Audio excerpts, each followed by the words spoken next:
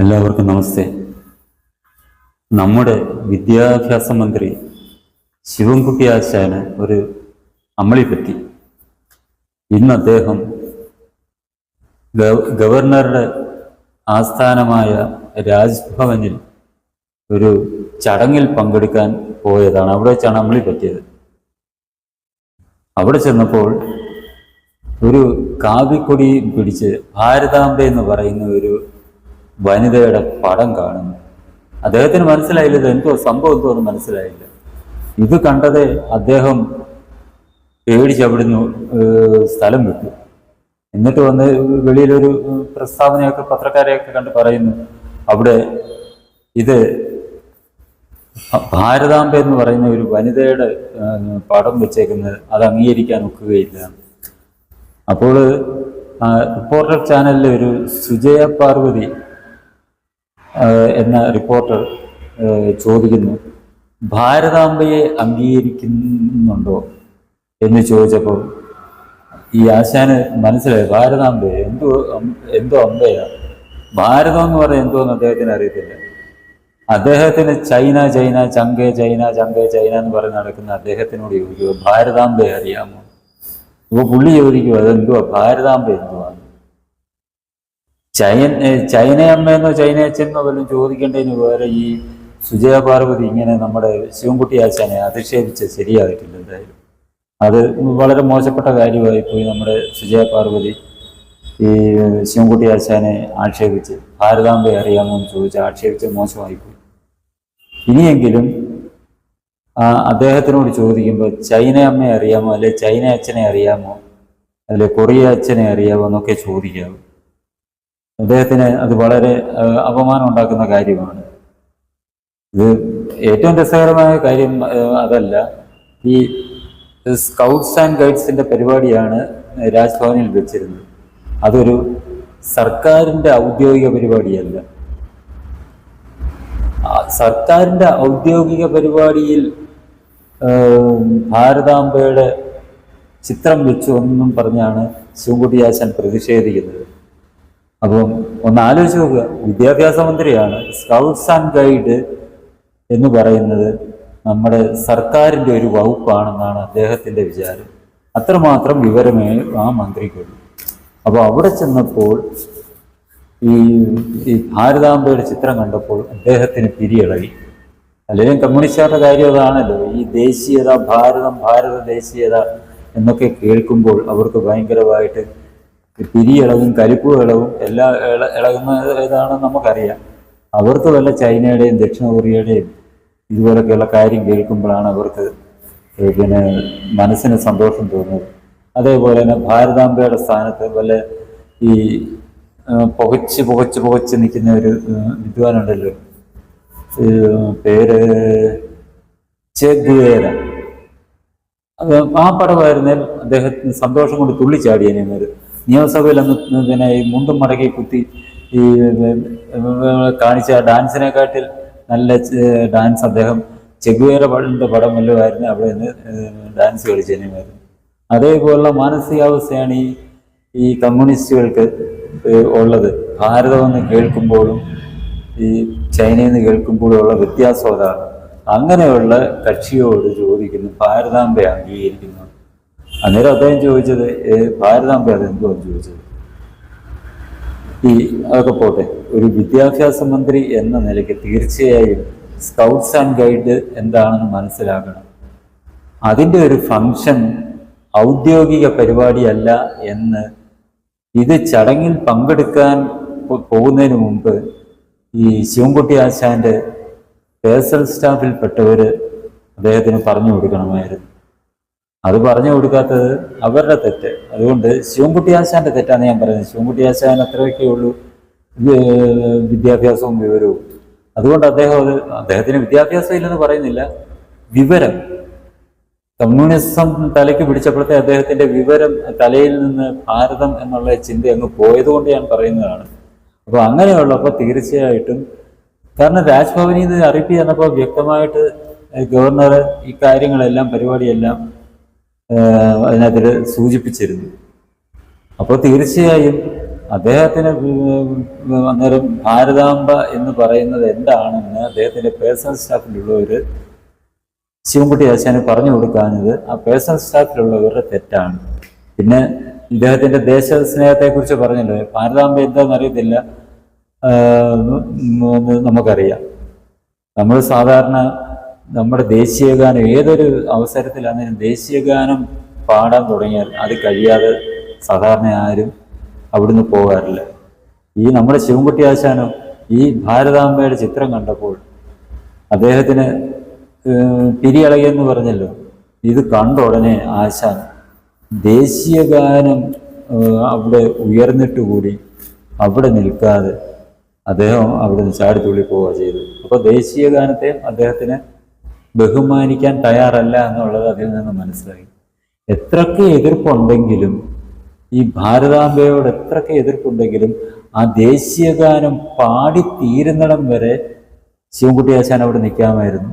അദ്ദേഹം അതിന് തയ്യാറാകാതെ അത് ഈ ദേശീയഗാനം തീർന്നു കഴിയുമ്പോൾ, അത് പാടി തീർന്നു കഴിയുമ്പോൾ അദ്ദേഹത്തിന് ഈ ചടങ്ങിൽ പങ്കെടുക്കാതെ പ്രതിഷേധിച്ച് മടങ്ങിപ്പോവാം. അദ്ദേഹത്തിന് അവകാശമുണ്ട് പ്രതിഷേധിക്കാൻ. കാരണം ജനാധിപത്യമാണ്, കമ്മ്യൂണിസ്റ്റ് ഭരണമല്ല, കമ്മ്യൂണിസ്റ്റ് ആധിപത്യത്തിലുള്ള ഭരണമല്ല, ജനാധിപത്യ ഭരണമാണ്. കമ്മ്യൂണിസം ആണെങ്കിലേ ഉള്ളൂ, കമ്മ്യൂണിസ്റ്റ് ഭരണമാണെങ്കിലേ ഉള്ളൂ. കേരളത്തിൽ കമ്മ്യൂണിസ്റ്റ് ഭരണമാണെന്നുണ്ടെങ്കിൽ അവർ ഈ അധികാരത്തിൽ വരാൻ വേണ്ടി ജനാധിപത്യത്തെ മനസ്സിലോടെ ആണെങ്കിലും അംഗീകരിക്കുന്നുണ്ട്. അപ്പോൾ ചൈനയിലെ കൂട്ടോ അല്ലെങ്കിൽ ദക്ഷിണ കൊറിയയിലെ ഉത്തര കൊറിയയിലെ കൂട്ടോ കമ്മ്യൂണിസ്റ്റ് ഭരണമാണ്, ഇതൊന്നും പറ്റത്തില്ല, അപ്പോഴെ തട്ടിക്കളയും. അപ്പോൾ അദ്ദേഹത്തിന് ദേശീയഗാനം തീരുന്നിടം വരെ അവിടെ നിന്ന് അതിനെയെങ്കിലും പിന്നെ വന്ദിക്കുകയൊന്നും വേണ്ട, പുള്ളി അപമാനിക്കാതെ ഇത് കഴിയുന്നിടം വരെ അവിടെ നിന്നിട്ട് ഈ പരിപാടിയിൽ ഭാരതാംബയെ അംഗീകരിക്കുന്നില്ല, ഭാരതാംബയുള്ള ചിത്രം ചെയ്യുന്ന പരിപാടിയിൽ പങ്കെടുക്കാൻ താല്പര്യമില്ല എന്നുണ്ടെങ്കിൽ അദ്ദേഹത്തിന് ഇറങ്ങിപ്പോകായിരുന്നു. അപ്പോൾ അതിൽ നിന്ന് എന്താണ് മനസ്സിലാക്കുന്നത്?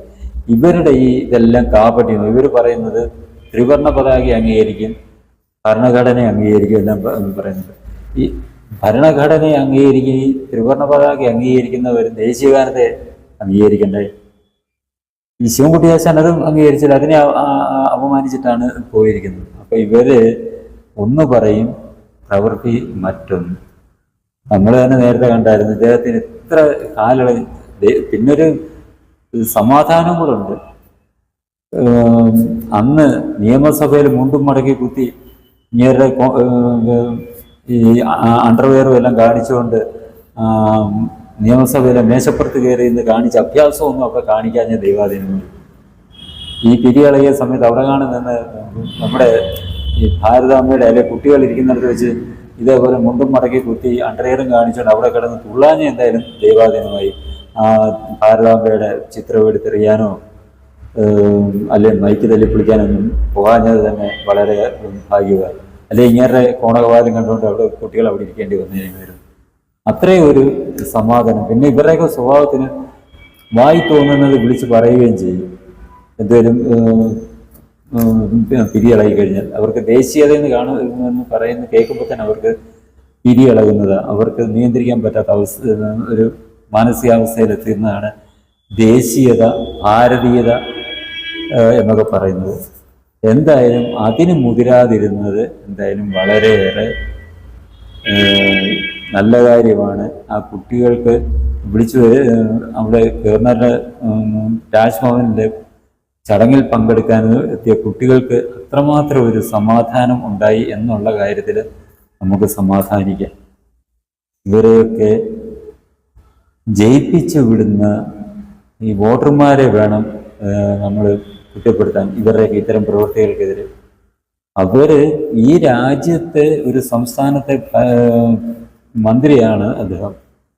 അദ്ദേഹത്തിന് ഈ രാജ്യത്തെ മഹാഭൂരിപക്ഷം വരുന്നവരും ഭാരത് മാതാ കീ ജയ് എന്നാണ് വിളിക്കുന്നത്. കമ്മ്യൂണിസ്റ്റുകൾ വിളിച്ച്, കോൺഗ്രസ്സുകാർ പോലും ഭാരത് മാതാ കീ ജയ് എന്നാണ് വിളിക്കുന്നത്.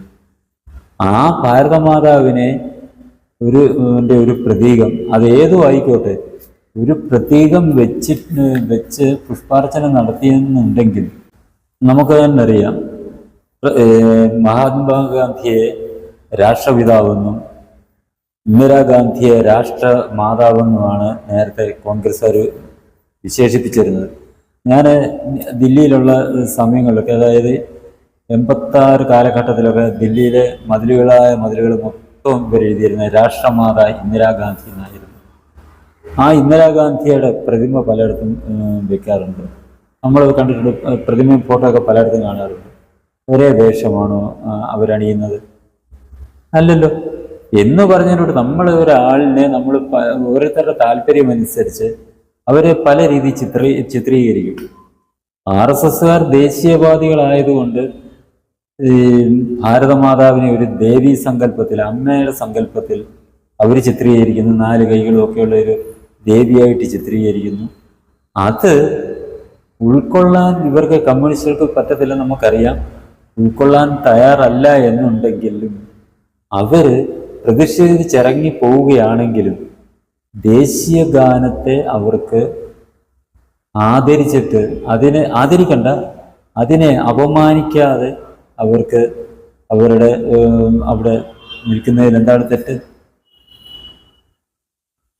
ദേശീയ ഗാനം പാടിക്കഴിഞ്ഞാൽ അവർ ചടങ്ങിൽ പങ്കെടുക്കാതെ പോട്ടെ. അപ്പോൾ ഇതിൽ നിന്നും ഇവരുടെ ദേശവിരുദ്ധത, കമ്മ്യൂണിസ്റ്റുകളുടെ ദേശവിരുദ്ധത വ്യക്തമായി ബോധ്യപ്പെടുന്ന സംഭവങ്ങൾ. ഇത്രയേ ഉള്ളൂ ഇവരുടെ ദേശീയത. കാരണം ഇവർക്ക് ബാലസംഘത്തിൽ കൂടി, ചെറുപ്പത്തിൽ തന്നെ, കുട്ടികളായിരിക്കുമ്പോൾ തന്നെ ബാലസംഘത്തിൽ കൂടി ഇവർക്ക് ക്ലാസ് കിട്ടുന്നത് നമ്മുടെ രാജ്യത്തിനെതിരായിട്ടുള്ള കാര്യങ്ങളാണ്. അവരുടെ ഉള്ളിൽ കമ്മ്യൂണിസം തലച്ചോറിൽ അടിച്ച് കയറ്റി വിടുമ്പോഴേ നമ്മുടെ ഭാരതത്തിന് എതിരായിട്ടുള്ള വികാരമാണ് ഈ കുട്ടികളിൽ അടിച്ചേൽപ്പിച്ച് വിടുന്നത്.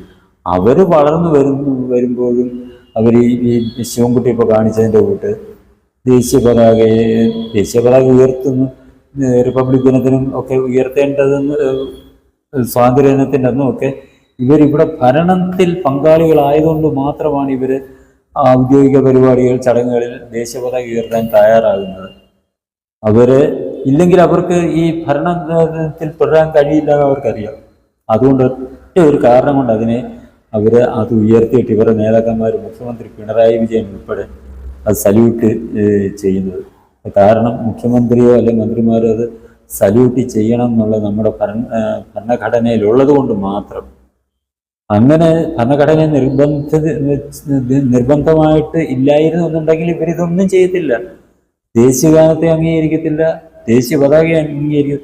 ഈ രാജ്യത്തിനെ അംഗീകരിക്കാത്തവരെങ്ങനെയാണ് ദേശീയ പതാകയും ദേശീയഗാനം അംഗീകരിക്കുന്നത്? ഭാരതം എന്ന ഒരു രാജ്യത്തിനെ അംഗീകരിക്കാത്ത ഇവർക്ക് എന്ത് ഭാരതമാതാവ്, എന്ത് ദേശീയഗാനം, എന്ത് ദേശീയ പതാക? ഇത് ഈ നാട്ടിലെ ജനങ്ങൾക്ക് ചിന്തിക്കണം, വോട്ടർമാരും ചിന്തിക്കണം. നമ്മുടെ രാജ്യത്തെ സ്നേഹിക്കുന്നവർ മാത്രമേ നമ്മുടെ രാജ്യത്ത് ഭരണകർത്താക്കളാകാൻ പാടുള്ളൂ എന്നുള്ള ഒരു തീരുമാനം ഈ നാട്ടിലെ വോട്ടർമാർ കൈക്കൊണ്ടാൽ മാത്രമേ ഇതിനൊരു മാറ്റം വരികയുള്ളൂ. ഇനി ഈ ചാനൽ സബ്സ്ക്രൈബ് ചെയ്യാനും ബെൽ ബട്ടൺ അമർത്താനും ലൈക്ക് ചെയ്ത് ഷെയർ ചെയ്യാനും മറക്കരുത്.